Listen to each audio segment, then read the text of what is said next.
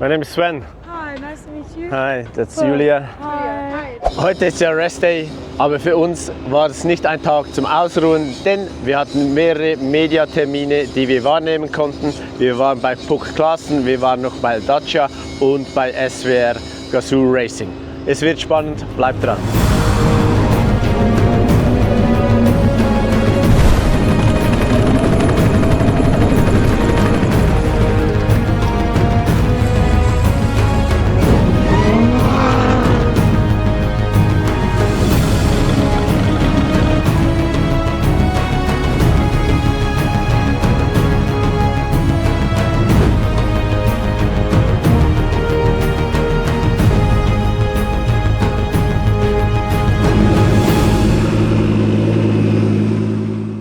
Willkommen bei Time Out Racing und wenn du neu bei uns bist, ich bin der Sven und wir zeigen die Dakar, wie du es im Fernsehen nicht zu sehen bekommst.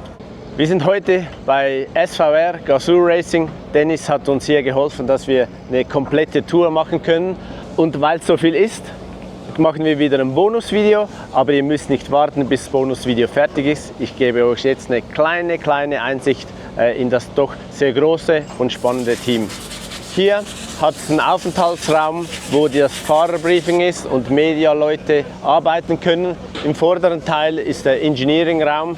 Da werden alle Daten analysiert und optimiert aus allen Fahrzeugen. Hier auf der linken Seite sind die Toyota-Fahrzeuge. Klar, heute ist Rest Day, das komplette Auto wird zerlegt bis ins letzte Detail. So ein großes Team braucht sehr viel Ersatzteile. Unser Holy Defender, zum einen mechanische Teile wie Differentiale und so weiter, aber natürlich auch sehr viel Bodywork, also Carbon-Teile. Und Jordi hat mir gesagt, dass sie das bewusst separat hinten lagern. Also sie wollen das nicht hier, das soll hier sauber aussehen und das ist alles hinten gelagert. Alles ist sauber aufgeräumt, es hat System, wie hier gearbeitet wird. Wir versuchen da auch nicht allzu fest zu stören, aber komm, wir gehen trotzdem mal ein bisschen näher ran. Neue Teile, das ist auch ein Beispiel. Ist der Sicherungslack, damit man weiß, dass die Schrauben gesichert sind, dass sich die, wenn die sich verdrehen würden, dass man das sieht und man weiß, diese Schraube ist angezogen.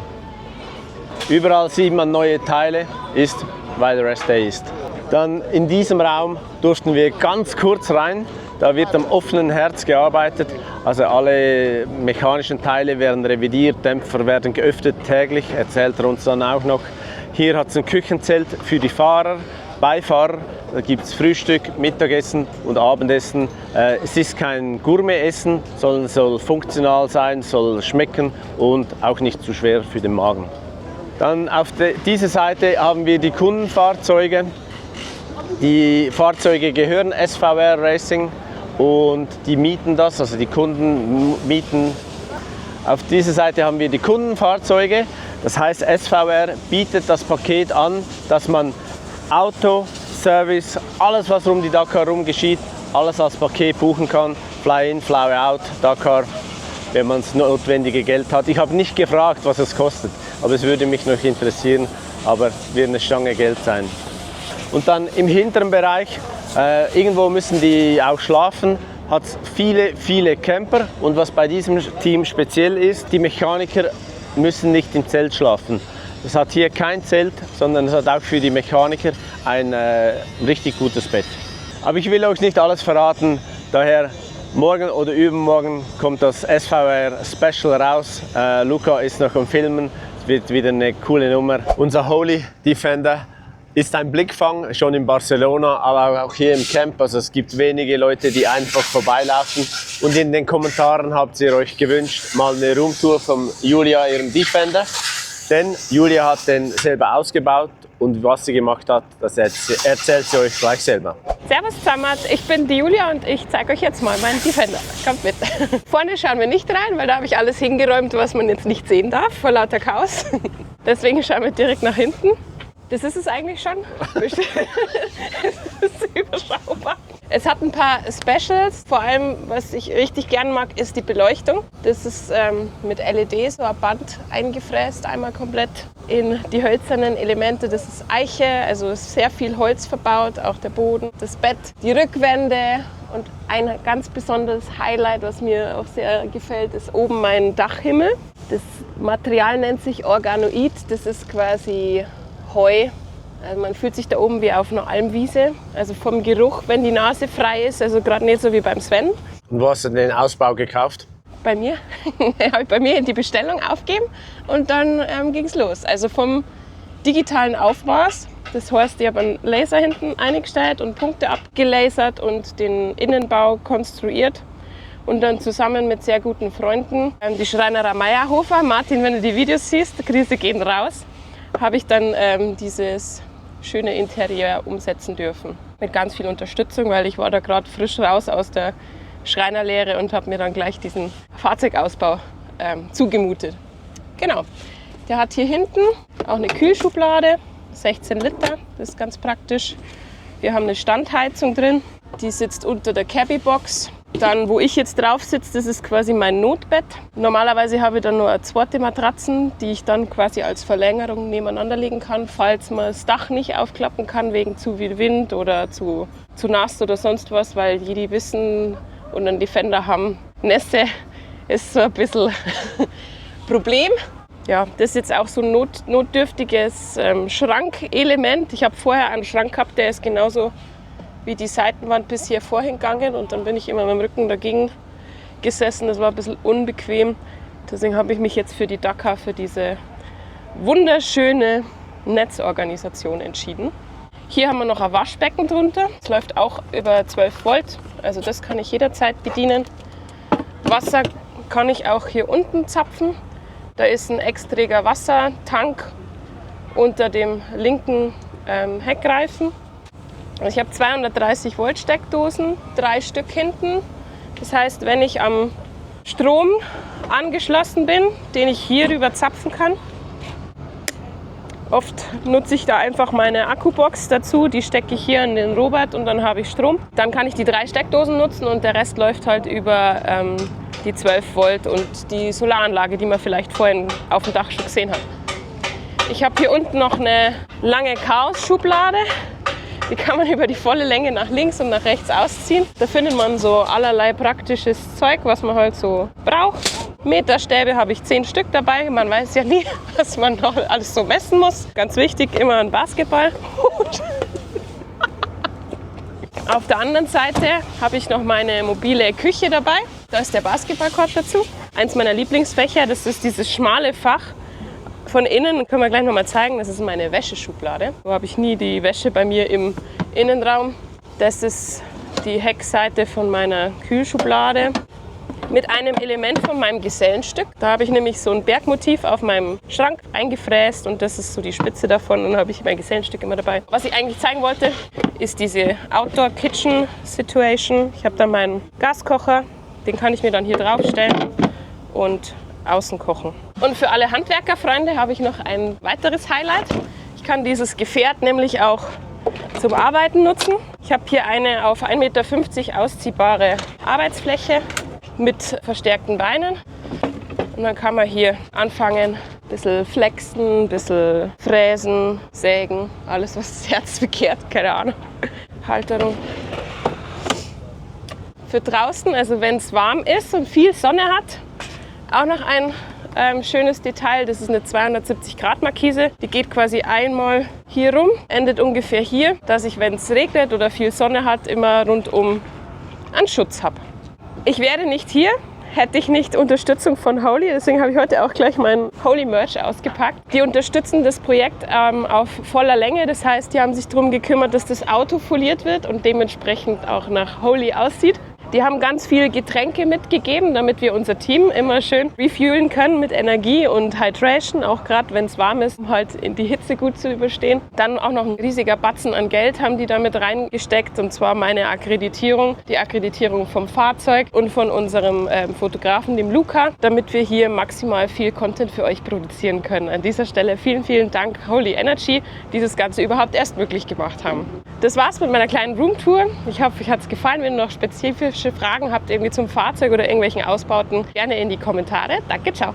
Wir sind hier bei Puk Klaassen. Sie hat als 5. Frau eine Dakar Stage gewonnen. Congratulations to your stage win, Puk. Thank you. How was it that you won the stage? Yeah, I mean, it was an amazing feeling. We started 3rd on the road that day, and pretty quickly we made our way to 1st. So I saw the refuel. I was waiting for the other challengers to come in, and no one was coming in. So I just knew the last 200 Ks. I just had to like try, push, and finish. And yeah, when we finished, I had a little feeling like I won. And when we finally saw we did, it was an amazing feeling. I mean, we worked really hard to get that. You get goosebumps? So, yeah, no, it was amazing. Like I didn't expect it. Yeah. So yeah, it was unreal. All right. A couple of years ago, I saw you with your father, I guess, here on a classic. Yeah. Now you're driving a side by side. How was the journey from this classic experience to today? Yeah, I mean, it's crazy because that Dakar experience with my dad was my first ever rally. Yeah. So, I mean, I was very much a rookie then, and I looked at these cars and all the competitors here, and I was just in love with what they did, and I was, you know, so shy around them. So even to just take part in this category was a dream. So yeah, I mean, from that was 2 years ago to now winning a stage, it's crazy to In a think. short period. Yeah, like it's crazy. So no, I was really happy. I didn't expect it to come so quickly. So yeah, it all started for me here at Dakar, and now taking part in this category is really cool.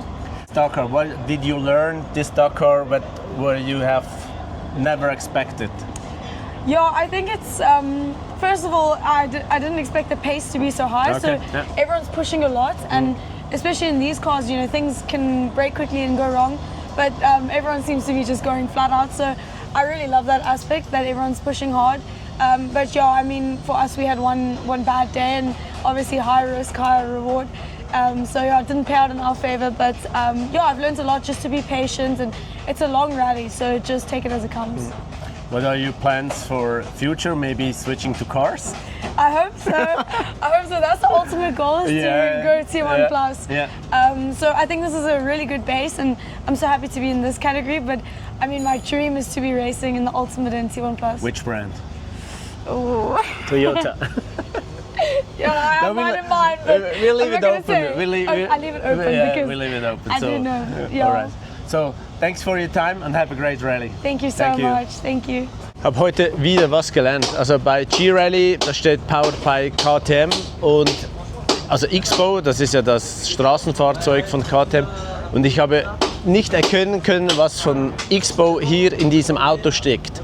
Es ist nichts, sondern das ist eigentlich die Entwicklung für ein X-Bow, also ein Side-by-Side, welches dann in Zukunft auf den Markt kommt. Also KTM möchte mit einem rebrandeten Fahrzeug nächstes Jahr an der Dakar starten, und das ist jetzt die Vorbereitung dazu, und dann später kommt es als Produktion für Private, wo sich das Side-by-Side kaufen können. Also das, was ihr jetzt seht, wird später in einem zu kaufenden X-Bow, Offroad X-Bow sein, weil vom normalen X-Bows sieht man hier nichts.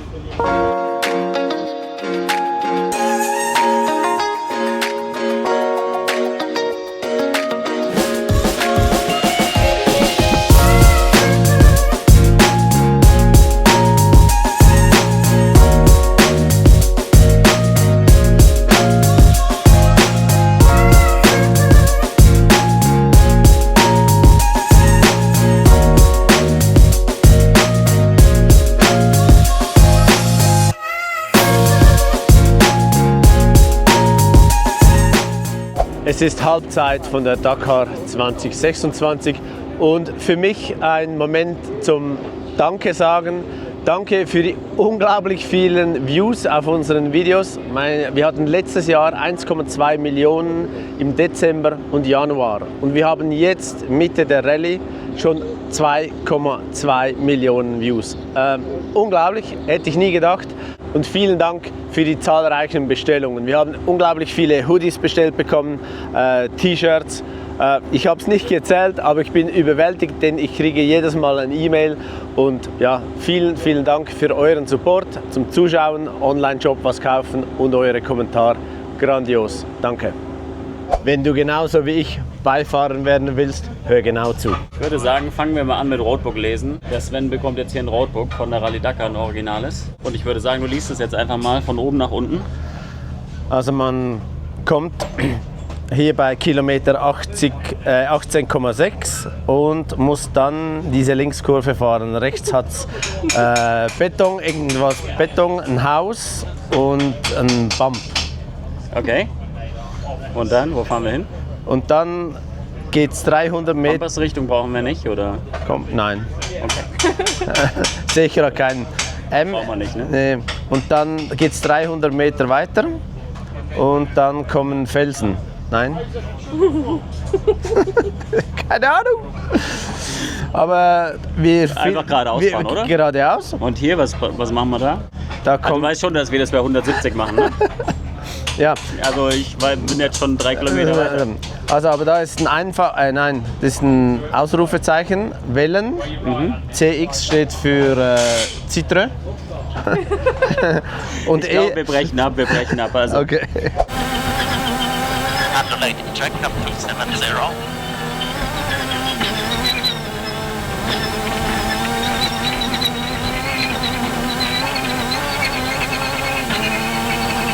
400 over summit single caution bump. Twisting right left to exit cut 320. 100 single caution bump. Twisting right left cut 320.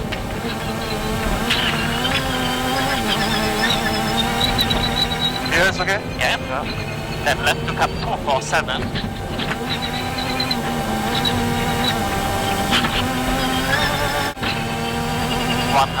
Bump. And again bump. Then 272 average.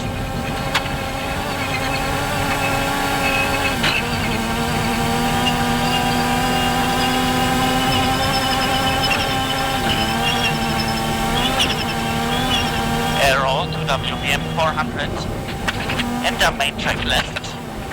To Cup 195 exit Cup. Wait, okay. Cup 195. Exit Cup.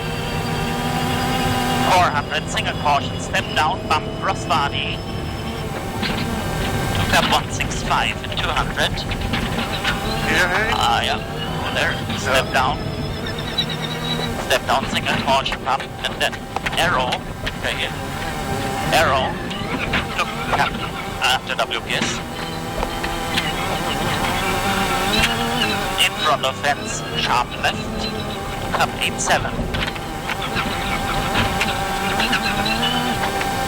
Sharp left. Waypoint is okay, sharp left, no, Cup 87. Auf des Flachs Vegetation. yeah, it's okay. Yes. 200, double caution bump. Off is Cup 66. 100 double caution bump to Cup 66. Enter dunes. Here bump double caution. Cup 66.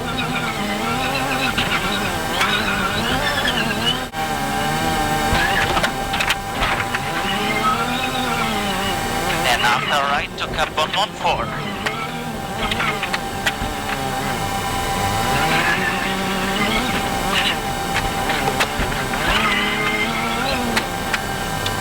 Waypoint okay, to Cup 114. Crazy. Und das alles machen wir hier mit unserem Spielzeug. Wir haben 2 Tablets. Ich würde sagen, du setzt dich einfach mal ins Auto rein und dann spielst du mal ein bisschen hier rum. Gerne. Welcher Fuß zuerst? Den rechten. Gerade das Sentinel, aber ist nicht schlimm. Im ganzen Camp. Ah, alright. Also faktisch haben wir hier 2 Tablets, das hat jeder von den Fahrzeugen im Auto. Das rechte ist zur reinen Navigation, da haben wir nur quasi das Roadbook, was wir gerade abgespult haben. Haben dafür hier so eine Remote, das sieht aus wie so ein kleiner Gameboy. Spiele ich hier nur mit Sentinel. Sentinel ist dafür da, um die Fahrzeuge vorher quasi einzubremsen, dass wir sagen, okay, wir kommen von hinten, wir sind schneller, mach bitte Platz. Klappt manchmal besser, klappt manchmal schlechter. Ist so eine virtuelle Hupe, oder? Genau, virtuelle Hupe, genau. Du musst aber im 300 Meter Radius sein und das ist schwierig, weil du kommst meistens im Staub gar nicht so nah genug dran. Das heißt, du musst aus dem Staub rausgehen, musst viel Risiko nehmen. Man hat so ein paar Unfälle gesehen, die eben genau deswegen passiert sind. Und ansonsten spiele ich eigentlich nur mit Drip Reset. Das heißt, ich mache hier oben den Kilometerstand nullen, wir haben Gesamtkilometer und und dann geht es von Box zu Box und ja. Und das geht hoch und runter oder rechts und links? Von oben nach unten. Okay. Das jumpt immer runter. Es ist jetzt so, dass das Roadbook hier, wir sind in der Servicezone gerade. Ja, ist blockiert. Das heißt, wir haben das Roadbook durchgearbeitet, ist blockiert. Morgen früh gibt es einen neuen Code und dann fangen wir von vorne wieder an. Und die Daten kommen online, oder? Nee, es gibt einen Code, das heißt, der Veranstalter spielt das vorher schon drauf aufs Roadbook. Und am Morgen kommt ein Code ab 5 Uhr und dann kriegen wir erstmal nur die Strecke bis zum Start. Sobald wir am Start, also nach der Verbindungsetappe sind, gibt es eine Zeitkontrolle, von der wir 5 Minuten dann haben bis zum Start und dann bekommen wir das ganze Roadbook von der Prüfung. Das heißt, wir haben keine Zeit, uns vorzubereiten. Und es gibt auch keine Möglichkeit für Roadbook-Änderung von der Organisation, oder? Wenn es schon vorher drauf ist? Nein, also es gibt eine Opening Crew, das hat ja der Tom Kolsul vor 3 Tagen erklärt. Es gibt ein Opening so 3-4 Tage vor der aktuellen Prüfung. Das heißt, da wird alles nochmal kontrolliert, auch Änderungen durch Wetter, durch Regen, durch was weiß ich was. Das haben wir dann drin. Aber wenn jetzt wirklich akut irgendwelche Tiere auftauchen oder Camps oder sowas, dann müssen die improvisieren und müssen halt einfach drumherum fahren. Und ansonsten haben wir hier auf der linken Seite faktisch nur ein Backtrack-System. Das heißt, es gibt uns 10 Kilometer die Möglichkeit, unseren vergangenen Weg anzuschauen. Hilft uns auch, wenn wir mal irgendwo lost gegangen sind, dass wir halt wieder zum richtigen Track zurückfinden. Und hier oben in der Regel nutze ich da noch eine, ist jetzt auch komplett blockiert, einfach nur die Waypoint-List. Und und that's it. Mehr ist es nicht. Eigentlich ganz einfach, oder? Ja, es geht. Ich brauche noch 2 Jahre. Richtig schöner Fun-Fact. Bei der Wertungsprüfung 5 über 450 Kilometer hatten wir so viele Zeichen, dass alle 27 Sekunden, du hast Sentinel gedrückt, okay, dass wir alle 27 Sekunden eine Note hatten. Das heißt, du musst das Zeichen aufnehmen, musst es verarbeiten, musst es deinem Fahrer übermitteln, der muss es verarbeiten und dann in die Tat umsetzen. Alle 27 Sekunden eine Note. Und wie trainierst du das? Also jetzt kannst du es, aber wie kommst du dahin? Einfach learning by doing. Aber du bist ja in 12 Monaten dabei. Ja, genau. Kriegen wir dich überhaupt noch mal hier raus oder ist vorbei? Nee, ist vorbei. Ich bleibe hier sitzen. Dann würde ich sagen, schauen wir mal, wie das im Auto funktioniert. Ja? Sehr geil. Crazy. Am besten, wie kommt man hier raus? Erstmal hoch, ein Bein raus, du steigst mit dem hier rein. Hier ist so eine kleine Luke. Bandscheiben sind okay, oder? Ja, jetzt alles. Okay, gut.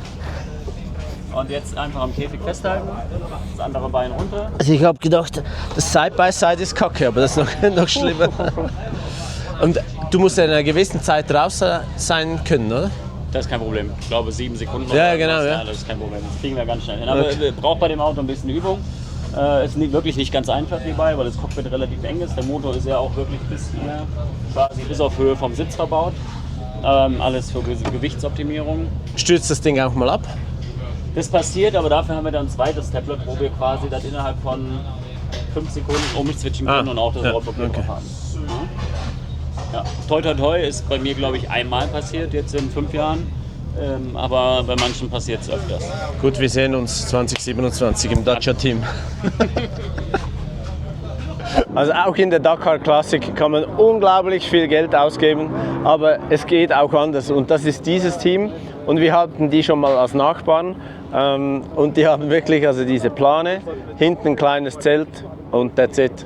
Also finde ich auch cool, dass es das gibt und das macht der Spirit aus. Du musst einfach wollen und dann gibt es irgendwie einen Weg an die Dakar. Man sieht es auch mit überschaubarem Budget.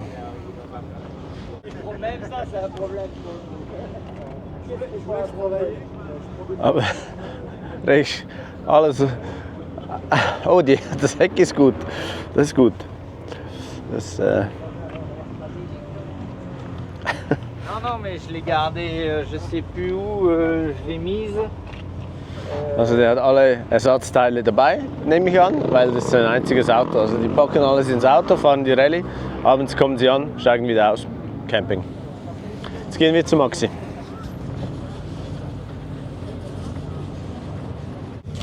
Hallo. Grüß dich. Bist schon fertig, hä? Erste Hälfte. Erste Hälfte. Wie geht's? Gut? Selbst? Auch. Du? Viel los. Was hast du gemacht am Bike? Gestern Abend gleich noch einen Ölwechsel gemacht. War ja schön zeitig hier. Und jetzt gerade noch eine neue Einspritzdüse einbaut. Alle Schrauben nochmal gecheckt. Also ich habe gerade Tanks weg gehabt. Ja, stelle sie auf den Ständer. Dann geht die zweite Hälfte los. Gibt noch einen neuen Kettensatz. Hinten brauche ich frische Bremsbeläge. Reifen nochmal wechseln. Stunde, 2. Nein, mehr. Ja, ein bisschen mehr. Ein bisschen mehr. Lieber ein bisschen Zeit nehmen, alles nochmal durchgucken, weil heute haben wir die Zeit. Hey, wie war die Verbindungsetappe gestern, diese lange? Boah, also morgens war es echt kalt, gell? Aha. Ich habe schon gedacht, mit dem Schneeanzug wird es schön warm, aber Und was waren es? 300 am Morgen? 330, ja. Aha. 320. Aber sie haben einen schönen Kaffeestopp für uns einbaut. Ich hab's gesehen. Ja, irgendwo, das war ja. ganz nett. Ja, dann Stage war jetzt nicht ganz ohne. Aha. Also waren zwar nur 350 Kilometer, glaube ich. Aber rein im Sand und Dünen, das zieht sich. Ist anstrengend. War auch nicht so einfach zum Fahren. Spürst du jetzt körperlich was anderes? Beginn der Rallye jetzt müde? Zum Beginn der Rallye natürlich schon, aber ich bin schon wieder über den Punkt drüber. Also Okay. es wird schon wieder Tag zu Tag besser. Besser, gut. Ich glaube so Tag 3, also es war bei den 6 Days früher auch schon immer so Tag 3, Tag 2, Tag 3 ist ja immer das Schlimmste. Dann gewöhnt sich der Körper dran, dann geht es wieder aufwärts. Hast du ausgeschlafen heute? Ja, richtig schön. Herrlich, oder? War trotzdem um 5 Uhr wach. So. Wann geht's los? Ich muss fahren.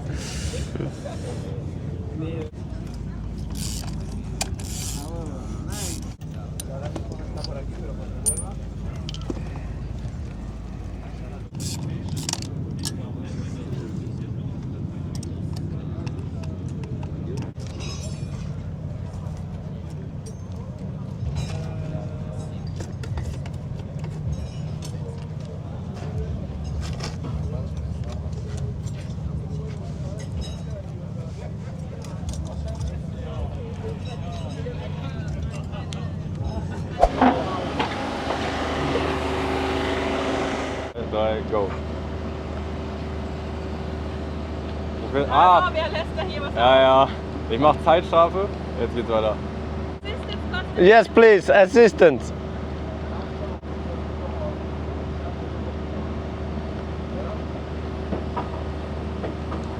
Und natürlich auch für unsere Gäste, Holy Energy, also nicht nur für uns, sondern wir verteilen das hier im Camp, wurde auch rege genutzt. Wir verschenken die Shaker und man hat die Möglichkeit, die verschiedenen Geschmacksrichtungen zu testen. Ich bin ehrlich, ich habe auch noch nicht alle getestet, aber sie schmecken sehr gut. Brand new cap, and the T-shirt with Dakar Edition 2026. 2024 hat mir jemand Kekse geschenkt mit einer Schrift von Ali und heute sind wir per Zufall hier durchgelaufen, wollten ins Catering-Zelt, er hat mich angesprochen und hat mich sehr berührt, dass er mir die Kekse geschenkt hat, dazu mal. Und als Dank geben wir jetzt ihm ein T-Shirt und ein Cap. Shukran. Shukran. Very nice. Very nice. Thank you. This was crazy. Thank you. Thank you very much. See you soon. Yeah. Thank you very much. Yeah. Thank you. Cheers. Bye. Bye. Bye. Hello, toot toot. There. Thank you.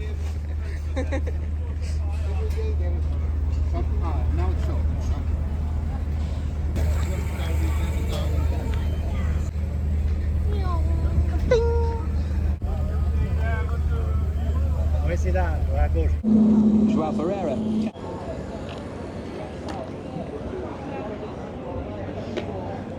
Wir haben noch das Feedback bekommen, dass wenn wir im Titel schreiben, ob der Toyota repariert werden kann, dass wir das dann auch in den Videos zeigen sollen und auch bis zum Ende zeigen sollen. Das verstehe ich, ist aber zeitlich sehr schwierig, weil irgendwann müssen wir uns entscheiden, wir filmen nicht mehr, sondern das ist einfach der Content für heute. Und ja, der Jurai kann wieder starten, aber es ist einfach zeitlich unglaublich schwierig, alles in einen Topf zu stecken. Wir produzieren hier nicht wie in einem Studio oder nach einem Drehbuch, sondern alles ist sehr dynamisch. Wir haben einen Termin um 11. Ah nee, der ist nicht um 11, der ist um halb 12 oder dann verschiebt sich es wieder. Ja, wir versuchen es, aber wir verstehen das Feedback und geben uns Mühe, dass wir uns da verbessern können. Dann brauchen wir noch die Nummer von heute, das ist die 72 für das Gewinnspiel, die 72. Und ja, das war's von heute. Wenn es euch gefallen hat, liked das Video, Fragen gerne in die Kommentare, abonniert bitte unseren Kanal. Wir sehen uns wieder morgen bei Time Out Racing. Vielen Dank, danke, ciao.